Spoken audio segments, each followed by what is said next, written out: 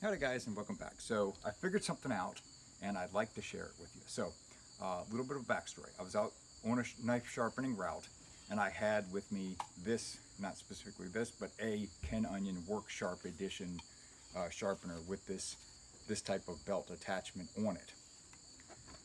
It burnt up and in midday and I'm like, what do I do? So I ran up to either Home Depot or Walmart, I forget which, but I had to run a couple hours up the road to find this on the shelf. And this is just the regular Work Sharp, like kind of homeowner's edition, you know, that sort of thing. It's not really a heavy duty one.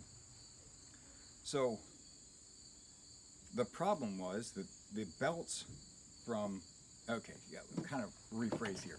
So normally the Work Sharp Ken Onion edition comes with this attachment, which is a fairly wide belt that's on there.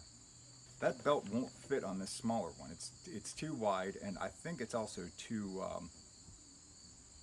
long. It might be the same length, but either way, it's too wide to fit on this guy. This head doesn't fit on this machine. So I'm like, great. So I've got the burnt up machine that takes that, and all I've got is the little machine with these little belts. I got the job done. I got, finished out the day with the little machine, and then was able to purchase a replacement Ken Onion. And I kept looking at it and I'm like, why won't, here's a brand new one, why won't this fit on this guy? And it's kind of a stinker. It's like, it should fit, it looks like it'll fit.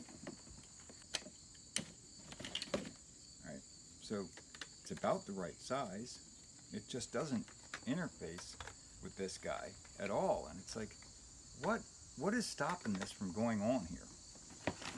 So I figured it out. I'm gonna try to get close to the camera for this. Up inside of here, there is a aluminum piece that hangs out for this swing arm. And it stops the smaller machine from sliding on. So you can't slide it up in there because of that. So I took the Dremel to it. And if you can see up in there, you have to make sure that this can swing the full length, because otherwise you can't put the belt on. But just Dremel that knuckle off of there, just, and once that's done, take the belt off.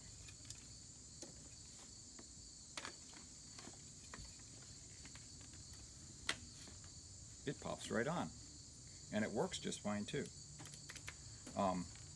when you have it plugged in. The belts are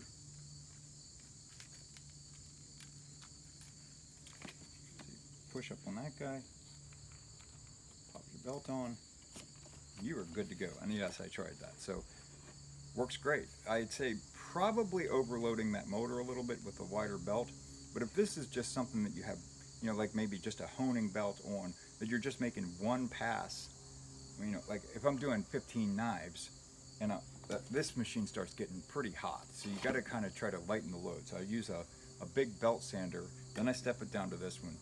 And if I want to go through the whole process, I have to keep changing belts on this guy.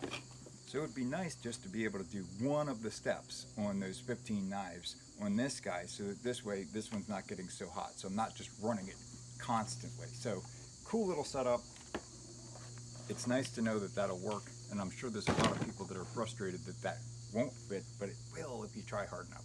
All right, guys, thanks so much. Have a great day.